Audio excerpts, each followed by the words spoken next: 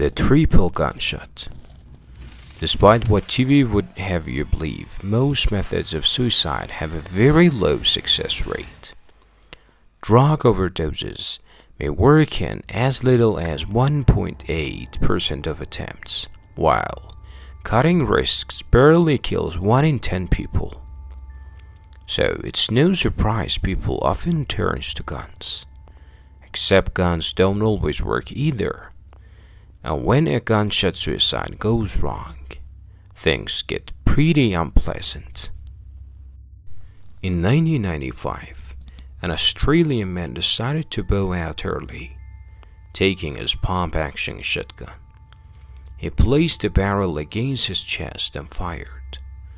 The resulting blast knocked him off his feet and blew a hole out his back, all without damaging a single vital organ. Getting to his feet, the unnamed man placed the gun under his jaw and tried again, at which point things got gross. Despite blowing his jaw clean off, the man survived. Now missing half his face, he managed to stagger 120 meters to a nearby slope, lie down, reload, and try again.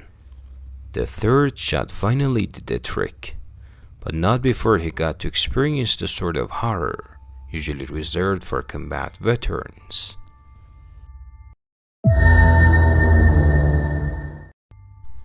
A lonely death. In 2002, a schizophrenic artist, Richard Sumner, stepped out into the Welsh countryside and vanished forever. He left no note, no trace of his intentions. But when his body finally surfaced 3 years later, it revealed a suicide as disturbing as it was set. Haunted by his illness, Sumner had walked deep into a remote forest where nobody ever went, handcuffed himself to a tree, and thrown the key away. Reporting at the inquest, the coroner said Sumner had intended to kill himself, but there were scratches around the handcuff, consistent with someone trying to escape. In other words, after throwing away the key, Sumner had changed his mind.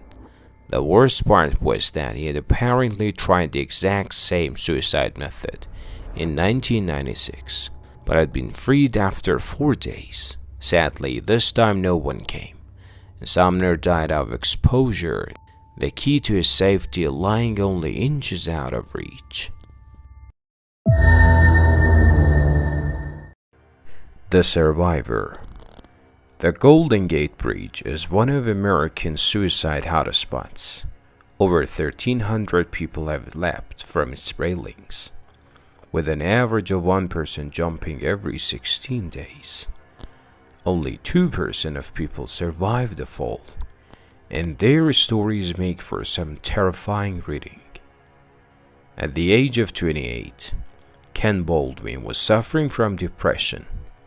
Making his way to the Golden Gate, he counted to 10, then jumped. After 4 seconds of extreme regret, he hit the water at 75 miles per hour. Unsurprisingly, this did some damage.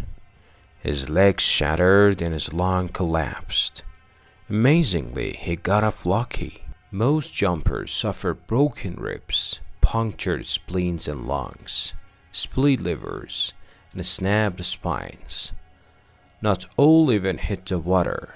Those who miss are left to suffocate in unimaginable agony in the thick mud, while those who land on target have their eyeballs eaten out of their sockets by crabs. In short, it's about as far from glamorous as you can get, with the thought process experience in freefall apparently being even worse. In an interview with the New Yorker, Ken later reported, "I still see my hand coming off the railing. I instantly realized that everything in my life that I thought was unfixable was totally fixable, except for having just jumped." And with a 230-meter drop, That's a heck of a long time to keep turning something like that over in your head.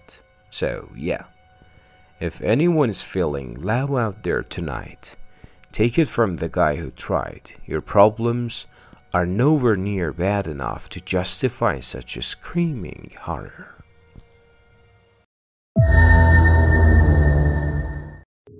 Self-mummification.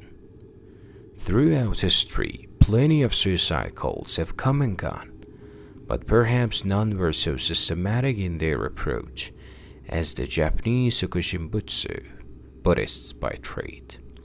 These monks had a strict ideal for their physical form to mummify it as quickly as possible.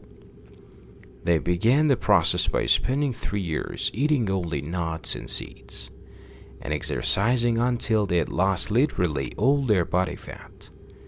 Then they spent another 3 years eating bark, while drinking nothing but a full tea designed to induce constant vomiting. Finally, they crawled into a tiny bomb, sat in the lotus position, and waited to die. Once they were dead, they were sealed in their tomb and left there until their bodies naturally mummified, at which point they were carried around and worshipped by other lunatics. Apparently, the practice was so prevalent, the government was forced to outlaw it in the 19th century, a fact which proves the Japanese were endearingly crazy even before the invention of the internet.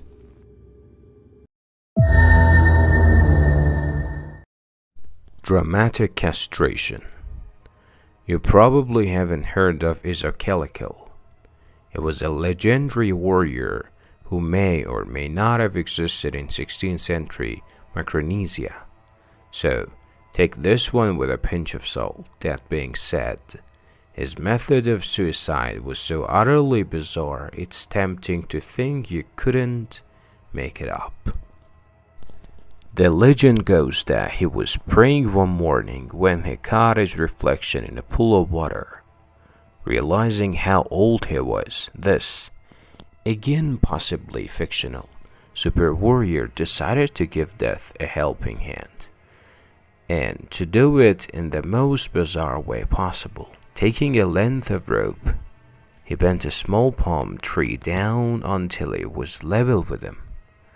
Then he tied the rope around his penis, pulled it taut, and let go of the tree, which sprang upward, capitulating his severe junk high into the air. Unsurprisingly, Isokelekil bled to death, but not before witnessing a sight which no man should ever have to behold.